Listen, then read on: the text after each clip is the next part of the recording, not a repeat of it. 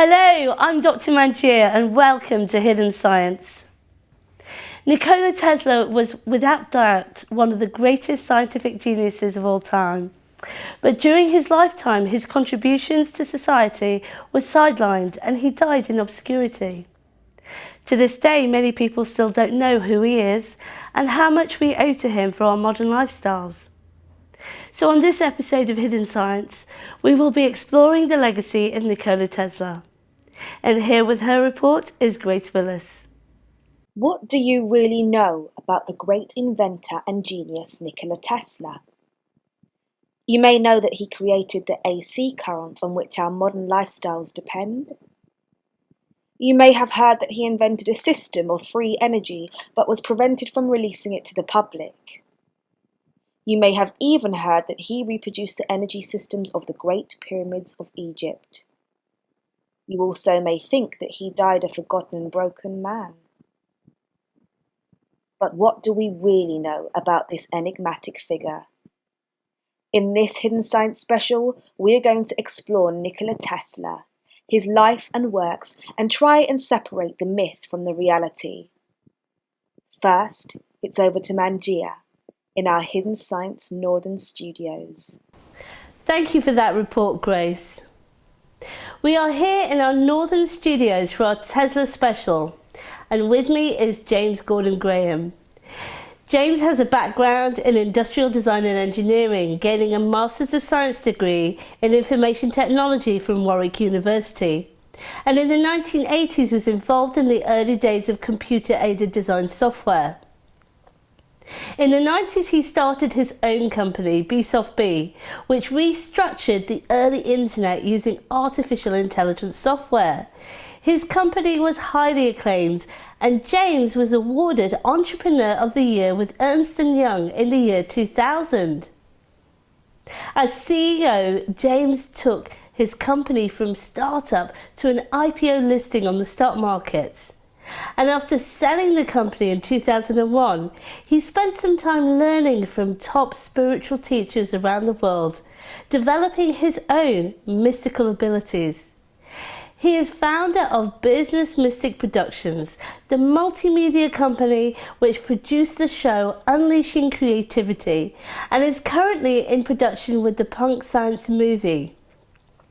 Future projects include helping CEOs with the IPO listing process and suggesting future alternatives to the monetary system. He has a long-standing interest in free energy systems and has studied the life of Nikola Tesla. Welcome to the show, James. Thank you, Manjir. Great to be here. Now, you've actually done some research into the life of Nikola Tesla and found some interesting things that I think people don't normally really come across when they think about his work. And it really starts with his early life and childhood. Can you tell us a bit about what you've discovered? Yes, one of the things that I really want to highlight today is the mystical side of Tesla. Excuse me. Everybody seems to concentrate on his inventions, the AC motor and all these amazing things that we have today. When you flick a light switch on, electricity comes to us. Most people have no idea how that happens. But how did he do that? And I want to really concentrate today on his early upbringing and the sort of techniques and ideas and encouragement he had from his parents and as he went on to education systems, how they actually enhanced his ability to visualize things. So, for example, his mother was an inventor herself. So he was brought up in this environment, this beautiful environment of actually having somebody around him who was creative. She was actually herself came from a long lineage of inventors. And what we find is that he just automatically and instinctively saw his mother doing this stuff and thought this was just normal. So from a very early age, he had the emotional environment which was encouraging this sort of concept of inventiveness in him. And his father also, he's a sort of double-edged sword, his father. In one sense, he was trying to get him to be a preacher like himself in the church, whereas his heart wanted to be an engineer. And in fact, he had to come to the end of quite a long illness before his father really let go and said, okay, I'll let you be an engineer. But once that happened, He brought him into some of the great universities. But before that, I want to highlight something. And I've got a few quotes from his autobiography here, which actually can give you an idea of the types of things he was doing, which were very interesting. And I would call it mystical. He wouldn't necessarily call it that. But as we've developed in some of your other shows, I've looked at the out-of-body experiences and stuff like that. He was actually doing this without realizing it. So let me just explain how he was brought up in this way. So he says that our first endeavours as children are purely instinctive, promptings of an imagination vivid and undisciplined. As we grow older, reason asserts itself and we become more and more systematic. But those early impulses are not immediately productive, necessarily. They are, however, of the greatest moment and may shape our very destinies. Now, what he's saying there is... And this is from Tesla's own words. His own words. His own autobiography. His own autobiography. So he's actually saying that if you can develop your imagination, and everybody's different, and everybody's got different imaginations and abilities and genius at an early age, and our education system has no idea how to actually bring this out in us. So did Tesla go to a normal school, Nikola Tesla? Well, I want to concentrate first of all on his upbringing with his parents and how they encouraged him, and then I'll talk about his schools and universities, because this bit is so important when you're young. When you're really a young person. So what age are we talking about that do you think he's referring to? Are we talking about toddler age I'm at this talking point? up to 6 years old. Right, his first okay. 5 or 6 years of age here. Right. So what his parents were doing, they were teaching him to read and to write, and he actually had a grasp of up to 12 languages, and he spoke 6 languages fairly fluently. And surely all children have a vivid imagination. I mean, is this any different? How did that lead Tesla on to being an inventor? Yeah, exactly. So I'll step by step, hopefully I'll build a picture up to show that. So in his father, he's saying that you do exercises with his father. His father would sit down with him and they would guess each other's thoughts. Now that's a very interesting thing to say, isn't it? You know, to teach somebody how to read somebody's thoughts. Well, effectively, that's telepathy. That is telepathy. So he was taught telepathy by his father without realising it was telepathy. He did long repeating of long sentences and performing mental calculations. So his father would sit with him for long periods of time, and he would learn to do mental calculations in his head and so on as a very young boy. So we're seeing really both his parents, both his mother and father, were actually developing his abilities of imagination, of really systematically looking at problems and working things out just mentally within his own consciousness, rather Absolutely, than within his own consciousness. using calculations, etc. But there's one thing that he was developing, though, which is absolutely key to the way he became the most amazing engineer, and this was how he could completely visualize a complete design in his head of a AC motor, for example, and then design it in his head and even test it in his head. So how did he do that? So if I read a little... James, you've had an industrial design background, right. So you know all about the process that we undergo now. Yeah. So the process we have today, for example, we have blueprints. So I started off, when I came out of my degree, on a drawing board, and we didn't have computers in those days. So we were imagining something, we were drawing it then in 2 dimensions. So we were sort of like cutting through the 3D object and laying it out in a way which is called a blueprint, which somebody downstream could manufacture. Then came the machines, the computer machines, the computer-aided design and manufacturing machines, which enabled you to start off by doing wireframe, then surface design, and finally solid modelling, which allowed you, well, people today see it as 3D printing. Yes. You take the model from the screen and make the object. But before that, you had to actually put it into 2 dimensions, and then the person had to interpret that. Now with Tesla, he did it all in his mind. He never actually wrote anything down. And not only that, he could actually test it in his head. So what was happening with him, if I just read a little bit out, he said that he was getting these images through his mind. And when he succeeded in fixing them, they gained in strength and distinctiveness. and finally assumed the concreteness of real things. I soon discovered that my best comfort was attained if I simply went on my vision further and further, getting new impressions all the time. And then, this is where the out-of-body experiences start to come in, I began to travel. When alone, I would start on my journeys, see new places, cities and countries, live there, meet people and make friendships and acquaintances. However unbelievable, it is a fact that they were just as dear to me as those in actual life, and not a bit less intense in their manifestations. So that to me is a mystical experience. That brings up a lot of things because, in some people's minds that's a mystical experience. And of course in some people's minds that brings up the question of psychosis, for example. So you've got that two things, but personally, having had experiences myself and been in the medical profession, I understand that the two can be quite distinct and people can actually have a functioning life. So interesting that he's actually having this experiences from childhood. Yes. Right, gosh. So and the point there is that he was developing this imagination and this ability to picture things and then make them in reality. And we have tools today which do that. It's called computer-aided design and manufacture. But in that, we're talking about the 1880s roughly. So he was mystical, and he did, although he wouldn't ever admit it, he had no truck with psychics of the day. He didn't seem to like those sorts of people. Because we're talking about a time when psychic party tricks were all the vogue, and people were, raising tables and all sorts of things, and that was quite a regular thing on the scene at the time. Definitely. So, he didn't equate himself with a psychic or a mystic.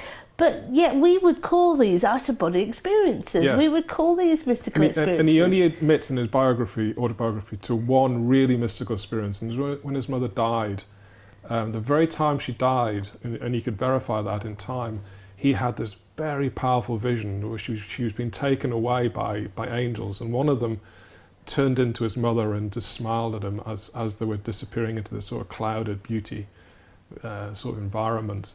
And he knew then that that was, he called it a supernatural experience. So he, however, would not say he was spiritual. He would not say he was mystical. But the way we interpret it today with our greater knowledge of consciousness, he is in fact having mystical experiences, as indeed many great inventors do. If you look at Boyle, he actually created from alchemy the chemistry we understand today, and he said he did it through intuition. I mean, what is intuition but a mystical experiences? Who learned from Boyle? Newton. So in the 1600s, Newton was actually doing all these designs, and he was a mystic par excellence. He was an amazing mystic.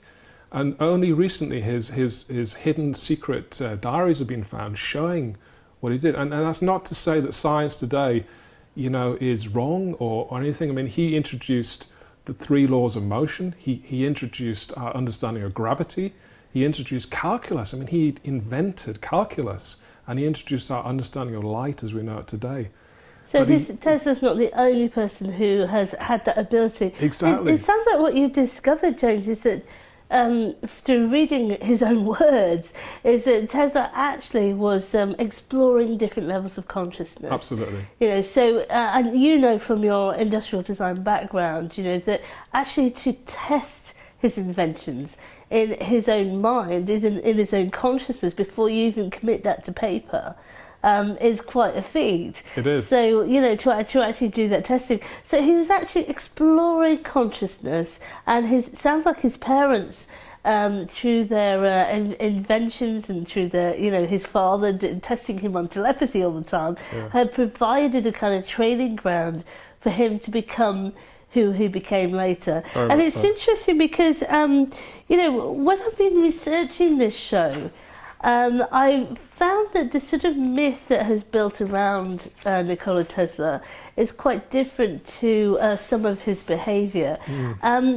We have this idea that he's a put-upon genius who was forgotten, who was not given the credit for things. And from that impression, maybe some of that aspect is true, but from that impression, I don't think we really see who this person was, because to me, when I look further, he was quite comfortable. And you know this from being in the CEO of a large company. You know, you've worked with people in the city. You know what it is to deal with financiers and people like that. To me, the impression was that he was quite comfortable with this world. I mean, what do you think? Well, he was very savvy. He clearly could talk to the likes of Westinghouse and Edison in the 1880s and 1890s and persuade them for them to put money into his inventions and so on, especially Westinghouse, although he had amazing conflict in the end with Edison. In fact, Edison was a strange man in the sense that, everybody thinks he invented the light bulb and DC motors, but he didn't. There's a guy called Swan in Newcastle upon Tyne, where I come from, actually invented the light bulb. Edison developed it, and in fact, the DC motor, really got to look at Faraday's early inventions with the DC motor, with electromagnetism, to really see who actually, what Edison did was he was more commercial. He was trying to get it out there and get people to use it. But DC, direct current, is not a system that can go over long distances. And what Tesla did was he brought in the DC motor and he invented it in his mind. And he created it through his imagination. The AC motor. The alternating current motor. The DC was his rival. So Edison was his rival. Yes, in the end. So again, he thought of all this in his own consciousness. Yeah, I mean, I'd love to just show you a little bit about how he's able to do that. He said that I continuously practiced bringing through images into my mind and developing them. And this I did constantly until I was about 17, when my thoughts turned seriously to invention. Then I observed, to my delight, I could visualize with the greatest facility. I needed no models, drawings, or experiment. I could picture them all as real in my mind. Thus, I've been led unconsciously to evolve what I consider a new method of materializing inventive concepts and ideas. And now, what I would say to that is, actually, the great cathedral builders of the past were taught to do this. These people actually could design a complete cathedral in their minds. So Chartres in France, for example, was designed without one drawing. And people forget that through our education systems today, which are about rote learning and regurgitating information, that can be okay for a few people, but for a lot of people it doesn't work.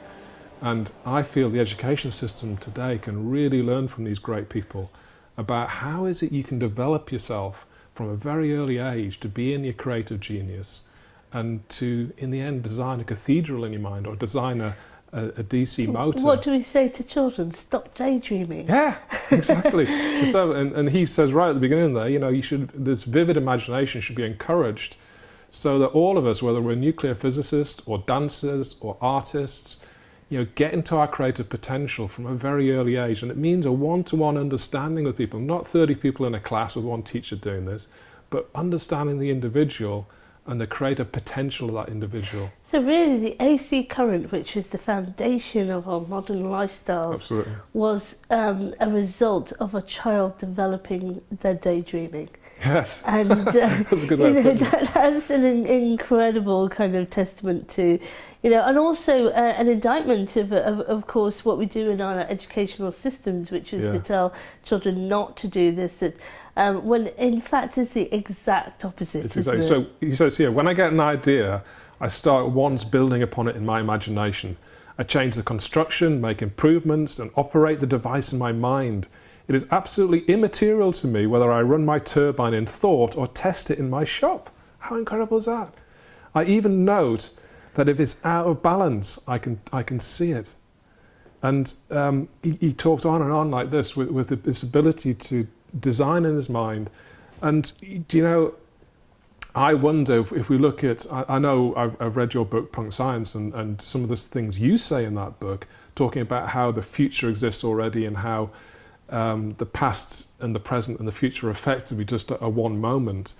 And some of the great mystics can actually move their consciousness and look into what you call as c squared, which is the speed of light squared. And this is where science, I believe, will go to next. It's actually investigating those areas of consciousness faster than the speed of light, although that is just looking at consciousness in a different way. There is no speed of light, I think, in your terminology. But what Tesla was potentially doing was he was moving his consciousness into that c squared region and bringing down the inventions already that he'd actually created in his soul already. I know that sounds really a bizarre thing to say, but this is very, very advanced mystical information. Maybe even the past, because of course Edgar Cayce, who was contemporary of Tesla, so Tesla went and had a reading with Edgar Cayce, and Edgar Cayce felt he was a great Atlantean that was come back. So maybe he was actually remembering, and with time being ultimately or simultaneous, he was actually tuning in. But it does really seem that he was exploring in consciousness, and that's really the main thing that you've discovered, as well as the fact that although he was, as you could say, even though he was quite against the idea of psychic abilities and things like that, we would call him a mystic. But he wasn't someone who was sort of woo-woo floating around. He was also grounded. He was able to speak to people with money and communicate with them. It's possible he had what we would call today a Kundalini awakening, or he was awake already when he actually was born. And he describes things which are just incredulous for us to understand today. Is this part of his childhood illness that you referred to earlier? Yeah, he called it an illness, but actually, let me just explain what he did. He saved the houses of our neighbours from fire by hearing faint crackling sounds which did not disturb their sleep, and he called for help. So he did that on more than one occasion. So he was. I've heard this before, that Tesla had incredible hearing. Exactly. And was very sensitive. So all your senses are heightened through a Kundalini awakening or being mystically awake. That is what you are. You're just more awake to what's going on. And he said that in 1899, he's carrying out experiments in Colorado. He could hear distinctly thunderclaps at distances of 550 miles. So it's like me standing in London and hearing a thunderclap in Scotland.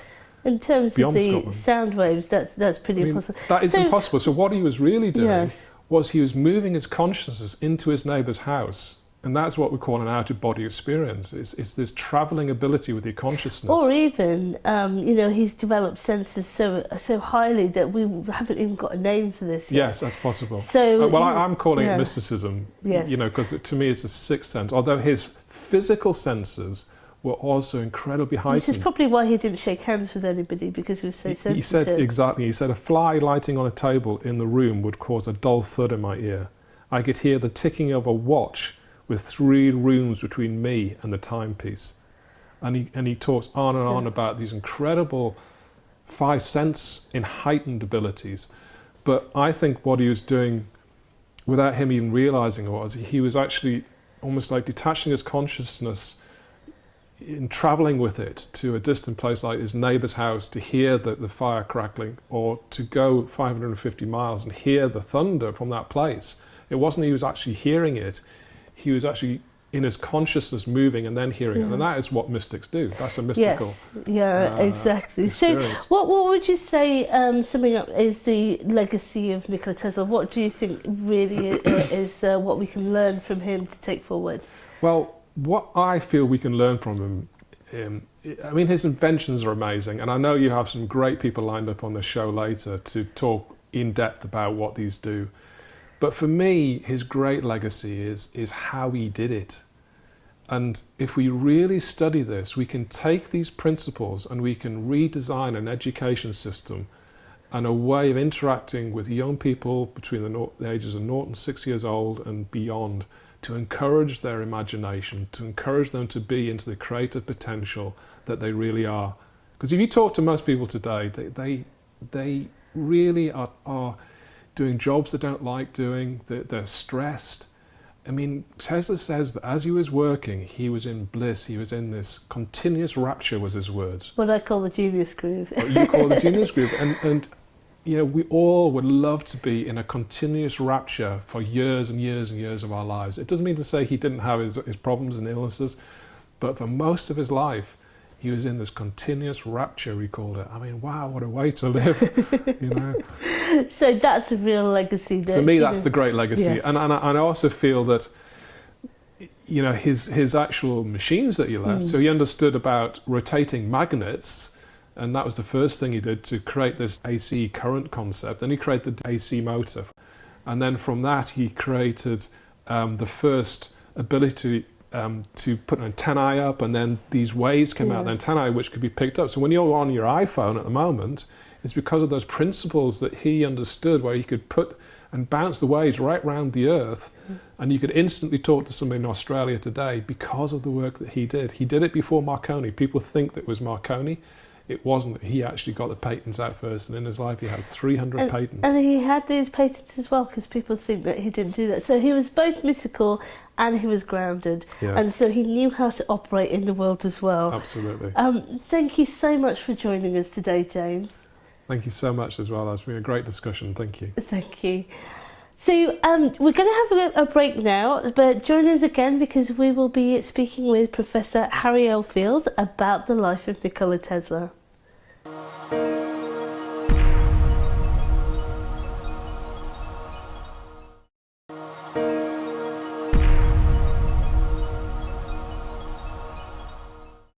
Hi, we're here in our North of England studios for Hidden Science, and we're delighted to welcome Harry Oldfield back to the show on this special on Nikola Tesla.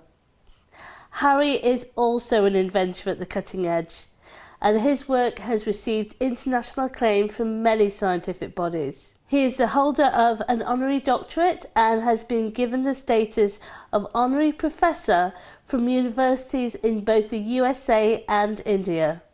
He's an international speaker and author, and please do check out the earlier special with Harry to see more about his inventions, because today we're going to be talking about Nikola Tesla. Welcome back to the show, Harry. Thank you, Manjir. Thank you so much Great for to joining. be back. Thank you so much for joining us in our northern studios today. Yes. So, we're really grateful for you to come and speak to us about Nikola Tesla, because I know he's had a huge influence on your life. A huge effect on my life, and a lot of my important inventions. But first of all, may I? If it wasn't for Nikola Tesla, or everything of technology, including lighting, power, even our motor cars, because this is a miniature Tesla coil that powers the spark that goes into each cylinder to fire up the cylinder to make it work, and this alternates and at the touch of we monitor it on the rev counter of our cars. That motors would not be as they are now. We wouldn't have electric lights which work on AC, alternating current, here on 50 hertz, in America on 60 hertz. If it wasn't for the turbines, the AC generators, phase generators that make 50 or 60 cycles per second, turning around magnets and coils, which generate the voltage, which makes our modern world work. Our present equipment uses a Tesla coil in there. Right. And may I just put that on so you can hear the Tesla coil oscillating? Right, yes, we can pick that up, I think. And there's a miniature Tesla coil in there that goes into this tube of crystals. Actually, it's my older system, which is using saline in there. Right. And the Tesla coil, with its frequency settings, pulses high voltage, high frequency through there. And this is like one of Tesla's aerials. Is this part of your healing system? Yes, it is. Electrocrystal therapy is the system that I invented, let's see, about 1980, 79, 80. And it was built around the Tesla coil. Right. My first Kodak cameras were built around Tesla coils. Right. So without Tesla, nothing of my technology to speak of would be working now. And how did you first come across him? Where did you? Can you remember? I can remember because in school, in science, we were introduced to the Van de Graaff generator, and then later to the induction Tesla coil, which I've got before me there. Right. As you see Tesla's picture on the front there, in honour of him. Thank you, Manjir. I'll just pop that off now. Okay. We have these toroidal transformers in our modern world, and these are based also on Tesla technology. I can go on and on. And how are they used in our everyday life? Basically in transforming alternating current, direct current to alternating and vice versa, producing different voltage outputs for different things, rectifying. And this is the first time that we were able to send any sort of current long distances as well. That's right. If we were all based on what was then the piece of resistance, which was DC Edison systems of conducting electricity, the New York would have to have buildings no more than about 3 stories high. We would not be able to send electricity up there without another generator or repeater station further up. You would have, and that was fine by Edison, a generator on every street corner which would have his patent, his company would get royalties on, etc. And I have to tell you that Edison, with all due respect to the inventions that came out of his workshops, was a person who worked very well with a lot of other people's brilliant ideas. Right. And he turned them. He was a better businessman, in my opinion, than an inventor. Right. If Tesla, God bless him, had been a better businessman rather than a genius scientist and inventor, he'd probably be more well known now, especially on the other side of the Atlantic. Well, it does seem strange. Before I started researching this special that we're doing on Tesla, I thought of him as a bit of a lone genius, but I think I was surprised that he was hanging out with the upper echelons of society, and he seemed to be quite au fait with, actually contacting people with a lot of money. And I would like to come back here in his defence, because he knew, he was a realist, that without a little bit of monetary injection, things, and I know that myself, things don't occur in science and with new innovations very fast. However, it was people like Westinghouse, after when he came from Paris, he got a letter of introduction by his professors in France and scientists to actually Edison.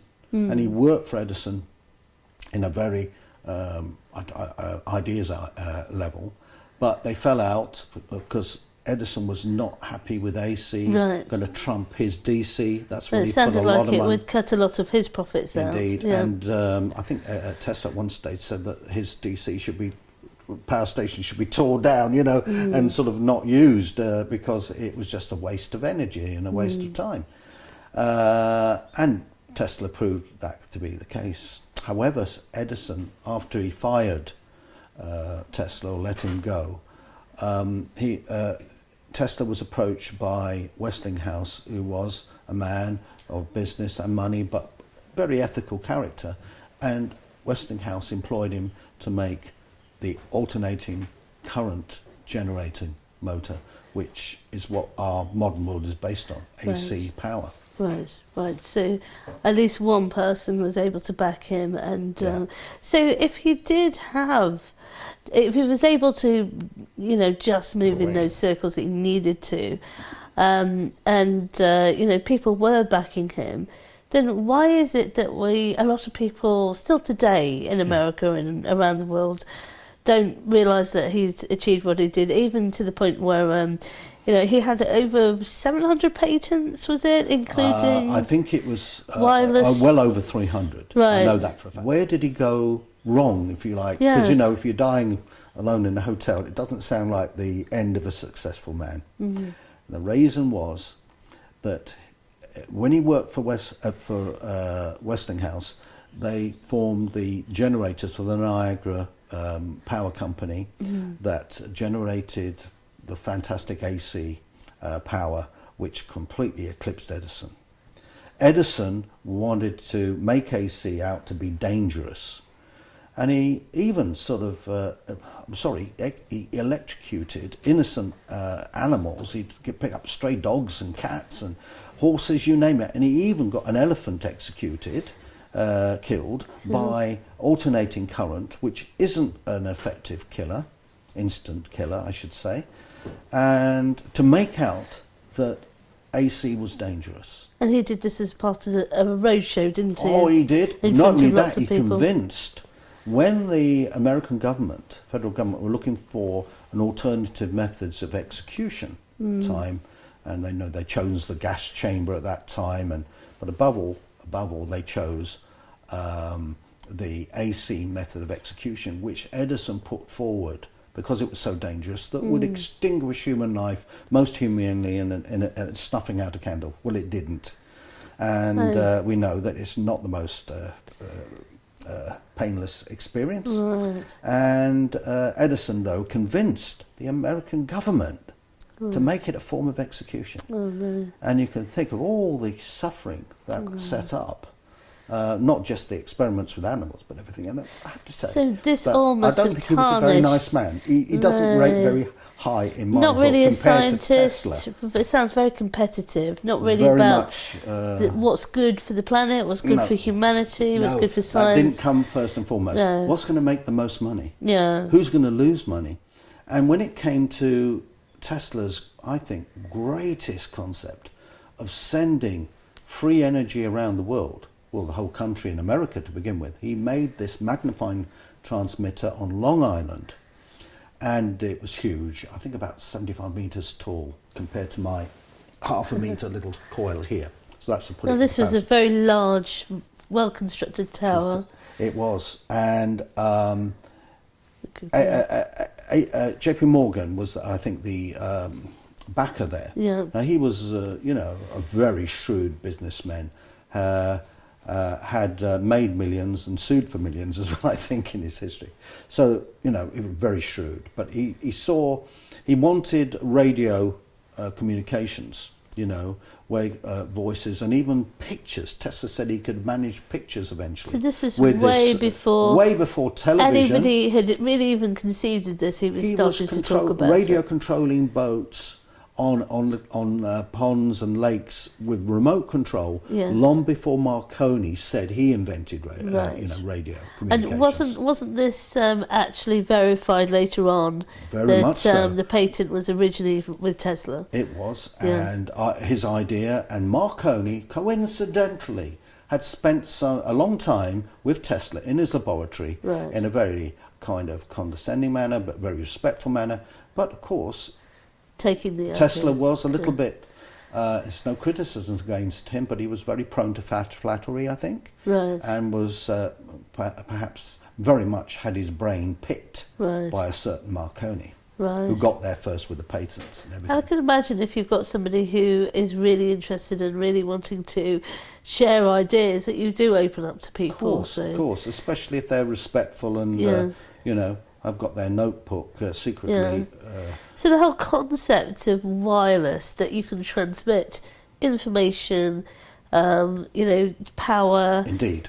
Everything that really came from Tesla. And of course All of now it. we have TV sets and mobile phones and everything like that. Even X-rays came from Tesla and first. X-rays as well. Yes, Gosh. yes. But the biggest contribution that sort of never happened yet is this concept of free energy that Yes. he was working on. I'm going to show you with this later with this miniature Tesla coil how Right. energy can transmit through the air. And Tesla had this concept with his magnifying transmitter on Long Island that he would transmit things across America first, then the world. And basically, when you're talking of pulsed high frequency, it sends energy, radio waves through the air. And if you've got the right tubes of gas, you will actually light a bulb, a tube, at a distance from the transmitter. Right. And he had the concept of cars, okay, carriages. Although, you know, he was aware of that time when he was doing his job, there were cars of a rudimentary nature. And they'd have aerials, like, you know, the old Dodgem cars in fairgrounds, not so old, they still exist. And they'd pick up the electricity from the wiring up the top there, a cage, electrified cage. Well, there would be the aerial on these cars of Teslas, but no cage. The actual energy would be taken from the air itself. Ah, right. Now, Mr. Morgan, when he went to Mr. Morgan, you know, finalising the transmitter finances and everything like that, I think Morgan said, well, you've told me all this, Tesla, but how am I going to make my money out of this? And this was, if people can put Tesla light bulbs was honest, into the ground. and he said, look, this is a gift to humanity, a gift from nature to man, where, you know, there won't be any need for the coal, it won't be a need for oil, there won't be, and you can imagine what Morgan thought, okay? And I think I don't think he did pull the rug from underneath Tesla. Yeah. Okay?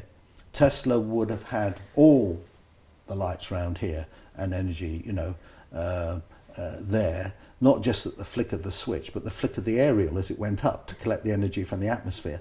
So direct it he down. was actually using the Schumann resonance Yes, to actually create the system. Indeed, and that would go around the Earth. It would have actually resonate with the Earth. Yes, indeed. So resonate at the Earth's frequency, at close to biological frequencies, and so that, you know, if that had happened, we would be able to take a light bulb, stick it in the ground, it would light. It would light, or even just hold up a particular type of gas-filled tube, and that would light. Which I will demonstrate later. Yeah. So that was a missed opportunity. Apparently, he did get a backer again later on, and again he pulled the plug on the project because he was worried, as the wars were, you know, happening at the time, that you could actually use this technology to create some quite serious weapons. You can indeed, focus, death rays and all sorts of things, which Tesla never did. I hate. Right. But his work could be, like anybody's work, can be inverted, okay, and used in a negative way. Yes. The flip side of the coin, if you like. Do you understand what these death rays were supposed to be? What did they consist of, or did they exist at all? I myself was approached in the first Gulf Wars era, right, by, shall we say, men in black suits from officialdom, to be recruited, if I wanted, to a project whereby, I'll put it this way, the conversation went like this: you do realise, Dr. Oldfield, that frequencies you're working on, like Nikola Tesla and things, that can be used to integrate and heal, but in the wrong hands could be used to disintegrate and destroy. Right. This was their terminology. Yes. And we want you to refine something, and I said, what's this for? In defence of your country, sir. And I said, so in defence of my country, you want me to help design a Tesla-type weapon to kill personnel in armoured vehicles without hurting the electronics and hurting the vehicle? And in essence, for the defence of your country, yes. Their feet, Manjir, didn't touch the ground. I was younger in them days, and I caught them by the scruff of the neck, and I frog marched them outside my house. Gosh. And one of them had the audacity to turn to me and say, "You, sir, are unpatriotic and a shame on your country." Gosh. Well, I chased him down the path. Because someone like you sees beyond countries, obviously. It's about humanity. Every human being I've ever met in whatever country, I see as another brother or sister in my extended family. Yeah. That's how I live, Manjir. So you had... And Tesla, Nikola Tesla, my great mentor from the past, thought the same way. All of his stuff was out to help humanity and to give free energy to the world. and radio control and robotics, you name it, Yeah. all changed. But no, in the end, it was people who wanted to make money first. And if it was incidental, that it was beneficial to humanity, that was second or third place. Yeah. Yeah.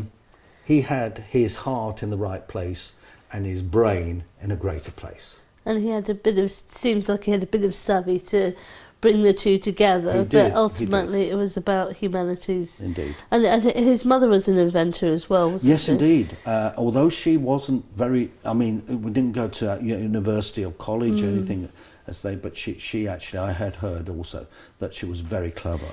You just wonder maybe what he got his brains from her side of the family. well, you just wonder what sort of values that she instilled in him as well, to be, Yes. so principled in how he thought about life as well. I'm just wondering. I mean, you're somebody who really knows about different realms, for example, let's say. And my investigations have traversed such places, yes, indeed. And, you don't often get someone who's an inventor, who's a scientist, and who also is very open to, maybe you can call them psychic realms or whatever. But Tesla's descriptions of how his ideas came to him were as very, very vivid visions to the point indeed. where Yeah. he couldn't even tell if the object was in the room and would have to test. And visions that came to him in terms of associated with the flash of light. Yes, indeed. And the word suggestions that he actually was psychic, he was visionary in this way, was mystical in this way. The critics say he had epileptic seizures of certain natures, grand mal or petit mal forms. Absolute nonsense. He was inspired from these other realms that I feel he was hardwired into, even as a child. Because his sensitivity, especially around people. People say he wouldn't shake hands. And because he was afraid of germs. I believe he wouldn't shake hands because when you shake hands, you're actually not just contacting the physical, you're actually contacting the energy of a person. And I feel that he picked up too much. Yeah, well, they do talk about these so-called crystal children Yes. who are very, very sensitive to people's energies. And when autistic children actually are able to communicate in some ways, they say that the reason why they don't look at people is because it's too overwhelming. Yeah, yeah. So there might have been something of that there. And he also visited Edgar Casey, apparently, to get who was a great rid of mystic and psychic of that time the period. great mystic, Yes, and the sleeping prophet, as it was. The ARE Association in America. And I actually did have a look at the reading that was recorded there, and apparently Edgar Casey said that Tesla was bringing through Atlantean technologies, which is quite interesting. The legends say, and mystical visionaries have said that, Edgar Casey, that Atlantean technology was very crystal based. Channeling energy from the sun and then making things work with that energy focused through crystals. Sphere domes, and concentrating the sun's energy to produce, obviously from magnification effects and fire, but also to produce energy in the form of some form, could be of electricity or even steam power. Right. I mean, could this be almost a rediscovery of things as well? Because could Tesla have been because people often say that his tower was analogous to the pyramids in Egypt. Now, I don't know if this is true, but people talk about water below the pyramids and somehow separating this out. And of course, on this show, we've had Professor Jared Pollock on this show talking about a fourth state of water and that it can create charge. And so people have said, well, this is what the ancient Egyptians were doing, and this is what Tesla was doing as well, that he was separating out some charge from water and creating energy of that. Do you think there's any validity to these sorts of claims? I think there can be. For example, there are martial art practices in Japan and China where they stand underneath waterfalls and they charge with the chi and sometimes get drenched in cold water, but they don't get weaker, they get stronger. There's the fact that falling water picks up electrons. You know this in raindrops. Yes. There's nuclei and dust particles in the air. When they fall, they pick up negative charges, and eventually these charges come together and produce lightning. So yes, of course, the knowledge is there. You know, the science behind it is there. And why not these ancient peoples? There is a hieroglyph sort of picture in tomb somewhere. I'm sorry I can't bring it to mind, but it's actually shown. I think Eric von Däniken in one of his books actually depicted it, and it's actually, and I've looked at it, and it really does look like a battery. Right. And there seems to be at the end of it a sort of a light shining out of it. So could they have had a primitive light coming from what is quite basic chemistry? I think I know the picture Two that you unlike mean. metals with a conductor, an acid or an alkali between the two metals.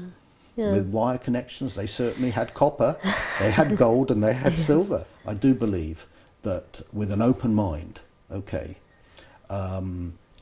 you can bring things forward and help people and help humanity. Fantastic. And that's why Tesla has been such an inspiration to me, not just as a scientist, but also in his philosophy. Yes. Above all, help your fellow man, fellow woman, in humankind. Yes. You know, which is absolutely beautiful philosophy. Yeah, fantastic. Now, Tesla's work was, his tower was destroyed, and apparently his hotel room was invaded. Ransacked after his death. Yeah. Not by criminals, by the FBI. Right, and that people were worried in the war that the tower was going to. Apparently, they had great difficulty actually demolishing this tower It was because built so well by Tesla's design. Yeah, very difficult to knock down and destroy. Yeah. But so, what do you think is the? How do you think we should remember him now and go forward? I mean, what would you like to see happen? when you see a car travelling down the road, when you see a fluorescent light bulb light, when you hear a transformer hum with AC current, you should think of Nikola Tesla, because your world would, and nothing would work in the same way if it wasn't for Nikola Tesla. Right. Fantastic.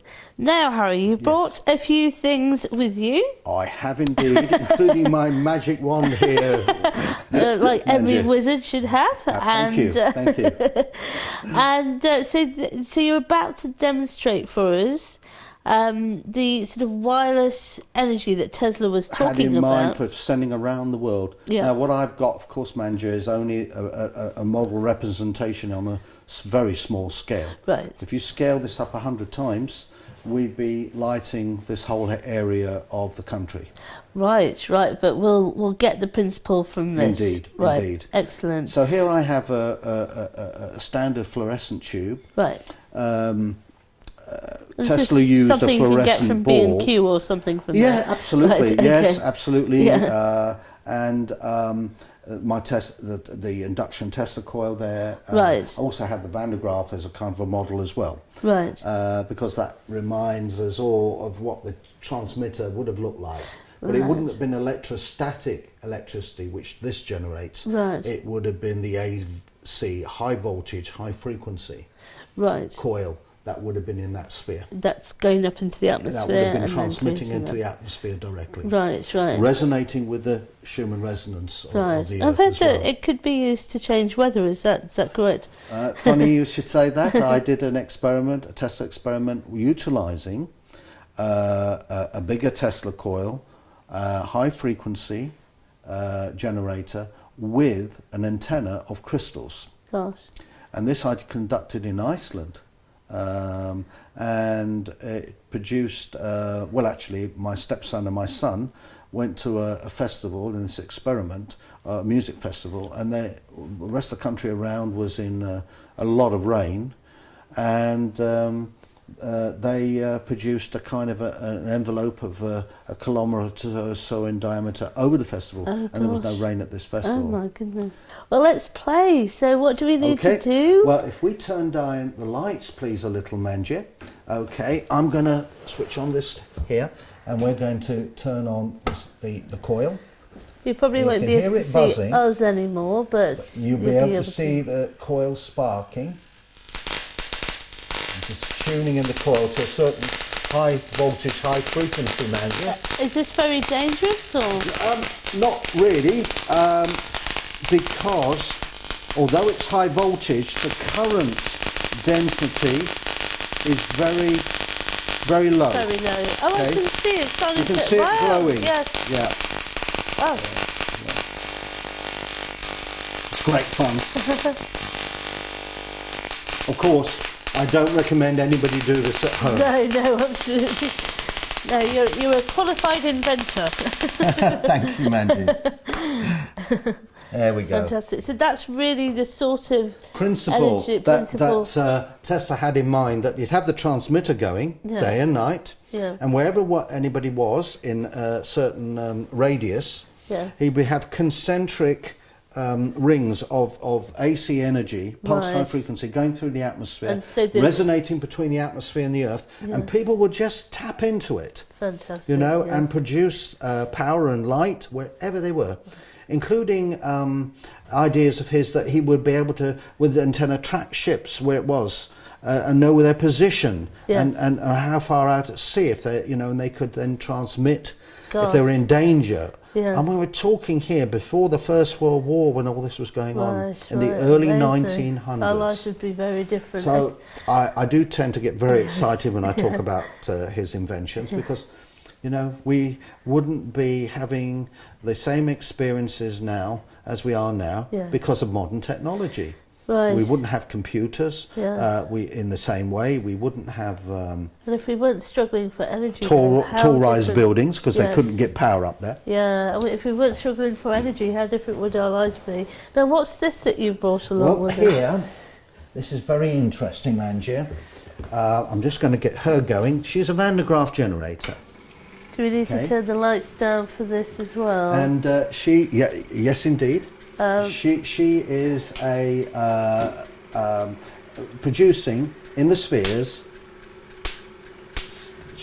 charges of static electricity. You can see this is like man-made lightning, if you like. Some of these are about 500,000 volts.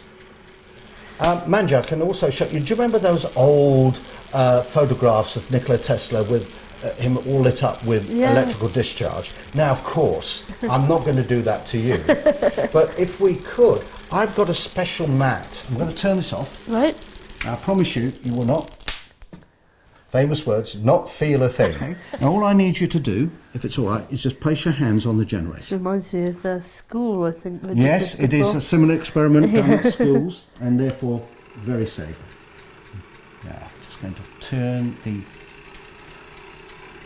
electrostatic. Now we're going to watch. Yeah, already the hairs on the top of your head are beginning to stand up on it. And give your head another little shake. That's it. You can probably just about see. I can feel it, definitely. You can feel it, and it feels like prickly and tingly all over. Yeah. Okay. So that's just a little illustration using a slightly different apparatus of the field that's generated around when you get charged up with high voltage electrons, okay, but very low current density. Fantastic. Okay, thank you so much, Harry, for bringing all of this in to demonstrate today. It's just, it's been electrifying. I know you want me to say that. It has indeed. It's been electrifying for me as well, Manjir, and it's been great to be on your show again. And thank you for enlightening us so much, well, literally as well, about the life of Nikola Tesla. I think it just is so obvious that you have a true passion for this man of great genius, and he is one of my greatest heroes, next to people like Bruce Cathy, who I knew personally in life, and it's just been great talking about him. Thank you. Fantastic. Give me the opportunity. You so much. Thank you so much for coming on the show again.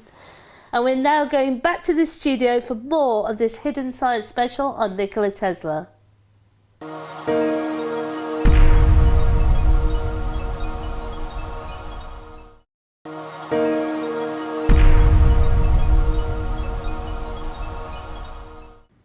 Welcome back. Anna Capone is originally from Serbia and from an early age found herself immersed in the work of the local hero Nikola Tesla.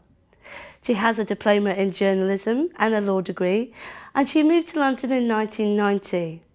She is currently the head of the UK Tesla Society and recently started researching a number of interviews Tesla gave to a Serbian journalist which have never been translated into English. Welcome to the show, Anna.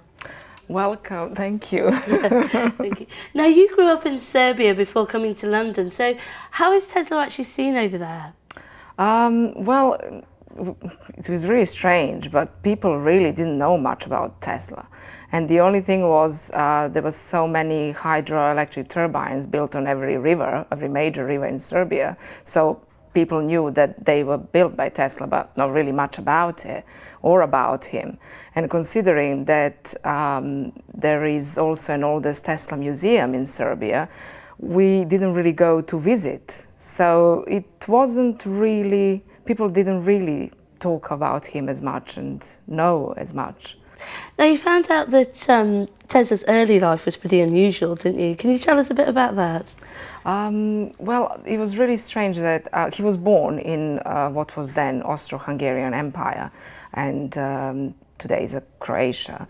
His dad was a Serbian Orthodox priest, and his mom was housewife, but she was an amazing woman who actually invented a lot of household items. That Tesla was saying later that he pretty much picked up from his mom, his inventor side, Right. because she was also able to learn and memorize things really quickly, Right. entire books and poems, and Tesla spoke 6 languages Gosh. fluently. Some people say actually 12, but to even speak 6 languages fluently, Yeah. it's not a small thing. And when he was growing up, he liked making things, inventing things. Something that happened when he was 5 was pretty much, well, his older brother died, Right. and it was an accident that it wasn't an easy thing for Tesla. Yeah. But then he was actually also quite ill Right. during his childhood, and he kind of pulled himself up and Yeah. got on with the... So he ended up being quite driven after that sort of beginning, and so he obviously got some Yeah. inventor side from his mother. So why do you think he sort of died in relative obscurity? Why don't we know about him? We owe so much to him. Yeah, well, you know, I have to say that after speaking and visiting the Tesla Museum and speaking with the people there, actually, especially the director of the museum. So you just recently visited for the first time, Yes, I didn't you? went, and it was really pretty amazing because most of Tesla's inventions from his laboratory are now in Belgrade. Right. And I was holding one of those fluorescent lamps, and I was told just to stand there, and suddenly it lit up. There was no wires, nothing. And it was pretty scary because I was told that there was about 10,000 watts of electricity going straight through my body, and nothing happened, and I thought I should have been dead. Wow. But the director of Tesla Museum has been invited recently. He was in Rome talking about there is an Edison Society there, so he was talking about Edison and Tesla, and also because all the documents, you see, when Tesla died, all the papers, all his financial documents, everything, his personal things, everything was transferred, and his ashes are in the museum in Belgrade. Yeah, so tell us about the UK Tesla Society and how people might find out more about his life as well. Well, at the moment we only have a Facebook page, Right. and we are intending of organizing our first meeting very soon. And I also spoke with the director of Tesla Museum and asked him would he be interested to come and visit us and do a talk because they have an enormous collection of Tesla's private Right, books wonderful. and the magazines and newspapers Yeah. and everything that he was collecting. Also, Because that's another idea people have. All this stuff was destroyed. There's also another project in New York that you're involved in. yeah, I'm not directly involved. It's just that Jane Alcorn is an amazing woman who has actually raised $1.5 million, and they bought the land where Wardenclyffe Tower is, in Long Island. And recently, I mean, they only started, like, I think in May last year, and in September they unveiled Tesla Monument. So they are doing a lot of great work there. And the Tesla Museum was a guest in New York, I believe in September last year. They literally took all the stuff, and they also often go to other countries. Right, fantastic. Well, it's fascinating stuff, new view of Tesla that we've got today. Okay, we need to go for a break now, so join us again and we'll have more on the life and work of Nikola Tesla. See you soon.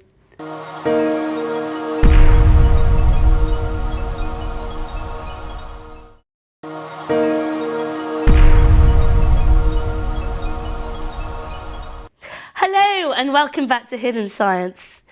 We're exploring the legacy of Nikola Tesla today, and my next guest is Ian Moore, who describes himself as an interdimensional wizard. He's had a long history of researching renewable energies and electronics, including inventing the first electric car. And his expertise has been demonstrated at everywhere from the Glastonbury Festival to the House of Lords and the BBC News. He joins us today via Skype from Devon. Welcome to the show, Ian. Oh, thanks very much. Now, we know that Tesla has contributed so much to society. What do you think are the main contributions that he made that we use today in the 21st century? Well, first of all, just to be saying, I didn't invent the first electric car. They've been around for long over 100 years. So, but I did make an electric car. I just thought I'd say that. Right, fair enough. Anyway, back to Tesla. Tesla has made so many wonderful things. Everything from mains electricity, alternating currents, to fluorescent tubes. Even the electron microscope, believe it or not, back in 1890. The motors and things like that. So even if you open up the back of your washing machine, a motor, the standard motor in a washing machine was invented by Tesla just like that. Not the original motor, but could be manufactured by industry very easily. Radio, of course, many things. Now, with the radio, because Tesla didn't always get the credit for things that he invented, with the radio, wasn't there a dispute between himself and Marconi about who invented the radio? Well, I think it's very easy to see anybody who researches Tesla that Tesla is just so advanced in so many ways that it's very easy to tell that Tesla is the true inventor of radio. He demonstrated in public a remote-controlled submarine, for example, using radio, long before Marconi transmitted the letter S across the Atlantic. Tesla is already demonstrating lots and lots of different transmissions. So why do you think it is that Tesla doesn't get the credit for a lot of the things that he did? Well, there was a lot of arguments back then between him and Edison. But indeed, I mean, going back into the history of things is one thing, but I'm just very excited by all of those kinds of inventions, not necessarily the arguments with who came up with it first. So one of the things that people often hear about with Tesla is that he invented a form of free energy. And if only he was allowed to proceed, we will all be free of oil and, live a different life. Did he really do this? I've heard of these Tesla towers. Can you tell us a bit more about those? Okay, well, there's a bit of a misunderstanding by many people about the words free energy. You see, you have to define your terms. A lot of people think of the words free energy as meaning, it's got to be got out of thin air. Somehow you've got to magically produce out of the ether or out of 0 point, out of nothingness, you've got to create energy. And that would be true free energy. Well, that's an interesting line of research.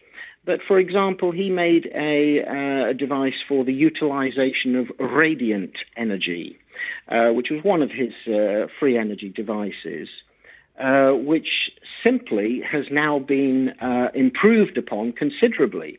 A lot of people don't know this. In fact, using semiconductor materials, his invention has been improved amazingly and is now really, really a functional device. You can buy them on eBay. They're called solar panels. Right, okay, so in fact we're actually building on his work, but there's a lot of ideas about his work during his lifetime that he was tapping into an energy that was sort of not the normal electromagnetic waves, something called scalar waves. Is there any truth to that? Well, again, that's another interesting line of research. There are so many different people around those times talking of many, many different forms of energy. Yes, it's not something that I've worked on particularly. So I'm uncertain of that one. Right. I know that these scalar waves exist in physics, but whether or not he actually tapped into them is actually quite controversial. Another idea that people talk about with Tesla is that he was reproducing a sort of free energy device that was used in Egyptian technology in the actual pyramids. Do you think there's any? Have you actually looked into that at all? Is there anything is there any truth to that? Do you think? Well, there's quite a few devices that people consider the Egyptians were working on. One is just simply the battery, of course, in that they found pots with copper rods in them and the remains of grape juice, which, of course, would make a battery. And some say that they were used for lighting inside the pyramids. And, of course, using perhaps, I don't know, a fluorescent tube or something like that. Which Tesla is an inventor of, the fluorescent tube. So, yeah, quite possibly with that. Then you've also got Wilhelm Reich, I think he's called, with the orgone generator, of course, making a little pyramid, which I made once when I was about 14. With the idea of sharpening razor blades. And it did actually work for me. I don't know if you've heard of this one. If you put a blunt razor blade, 2/3 up the way up a cardboard pyramid, it'll sharpen it. I have heard of that. Yes, I didn't realise I got that the idea that originated. it did work. I made that in about 1974. Right. Now, Ian, something else that people often think about Tesla is that his work was destroyed at the end of his life due to the fact he was about to release a sort of free energy device into the world and we wouldn't be dependent on oil anymore. Do you think there's any truth to this? Was his work destroyed? Well, possibly partially. In that, yes, a lot of his materials went to Beograd, I think it is, Yugoslavia, into the museum there, to the Tesla Museum. However, of course, Tesla was playing about with things like 65-foot-long lightning bolts, 12 million volts, and massive lightning bolts, that he was talking about possibly being able to focus. Well, these are the kinds of toys that they don't really want you to be playing with. But, of course, these might be quite handy in terms of military purposes and things like that. So there is quite a lot of thought that perhaps these were kept secret, possibly. But, again, we come down to lots of fascinating devices that Tesla was working on. For example, recently I took a Tesla coil and put a crystal on the top of it. A lot of people don't realize that a Tesla coil can be worked in reverse. In other words, if you put high-frequency electricity into it, you can get lower voltages out the other way. It is, after all, a transformer. And so I started doing some work to detect a being, or to detect a person, or to detect emotion. Apparently, when Tesla died, he was working on quite sophisticated weapons, sort of weapons of mass destruction, as it were. Do you think that's the case? Or was he a very peaceful man? He was working certainly on things like torpedoes and remote control. But these things are now readily available to, I mean, you know, a child can have remote-controlled car or a remote-controlled boat or something, or aeroplane. And that's Tesla's invention. So he did contact the military and say, you know, would you like remote-controlled torpedoes and things? And of course, we now have things like cruise missiles that are remote-controlled, or even indeed the modern drones are in fact Tesla's invention. Right. Okay, so there just seems to be, really, most of our 21st century life is really owes a lot of its legacy to Tesla, really. So thank you, Ian, for joining us today. And do join us again after the break when we will be chatting with Dale Pond.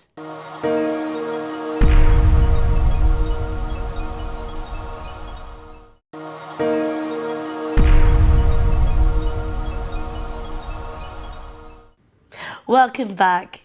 My next guest is really hard to pigeonhole. He's an inventor, a scientist, the author of many books, and has had many years' experience in free energy technologies. He's also co-authored a book on Nikola Tesla and recently spearheaded a campaign to honour this sometimes forgotten scientist. He joins us now from Colorado, USA. Hello, Dale. Hello, Manjir. How are you? I'm good now. You recently did a campaign, a crowdfunding campaign to honour Nikola Tesla. Could you tell us a bit about what that was to do with then? Yeah, we thought the man has been pretty much ignored by mainstream, and we wanted to create a medallion made of pure copper with his name on it and his picture on it, honoring him for what he's done.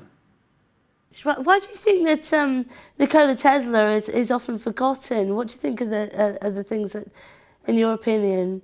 Well, he changed society. And the mainstream, or the status quo people, you know, the people who own and operate and run the world, they don't want things to change. They got it really good the way it is. And people like Tesla come along and they rock the boat. And they have done everything they can to preserve their status quo. And Tesla was also about freeing the mind of people. And that's a no-no. In today's controlled world, that is not something you want to do too much about. But the world's waking up anyway, so their ideas of control are going out the window. So that's my idea of what happened. Right, because he was quite a free thinker. Now, you've written a book called Nikola Tesla's Earthquake Machine. Was Tesla able to create earthquakes? Can you tell us about that? Well, the machine was not designed to create earthquakes.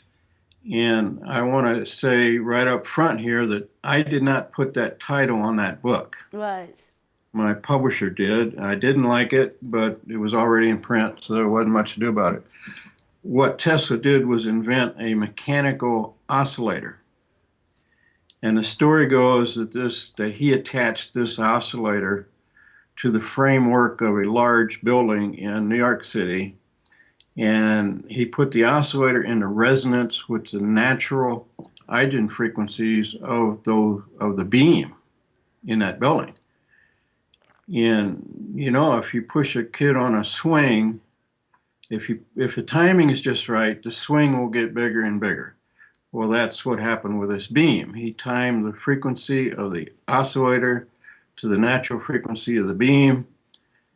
And the oscillations just got bigger and bigger and bigger. And I can imagine that this beam the entire structure of the beam and everything it was attached to, which means the rest of the building, started to oscillate in a very powerful way. And there are newspaper reports that oscillation caused tremors that people felt in different parts of the city. So in a sense, if he had allowed that to continue, the hotel would have been destroyed and there may well have been an earthquake. Right. And I understand you're an expert in the science of oscillations in sympathetic vibratory physics. You've written a book about it here. And so did you actually reproduce this technology? You're an inventor as well. A friend of mine did, and he's since passed away, Walter Baumgartner, who's quite well known. And he gave me one of his larger oscillators to play with. And yeah, they can put out pretty good oscillation. However, the design that I have is not variable in frequency.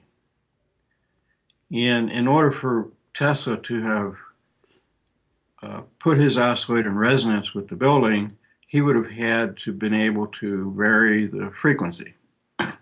So the one I have is not identical to the one he had in operation. So yeah, they're very simple, and I've seen other people duplicate them. I think there's YouTube videos about these oscillators. They can be activated by air pressure or steam pressure. And were they actually tuning into the Schumann resonance with the sort of standing wave of the Earth? Was Tesla actually utilising that in any way through maybe oscillation? In this particular conversation, no, I don't think he did.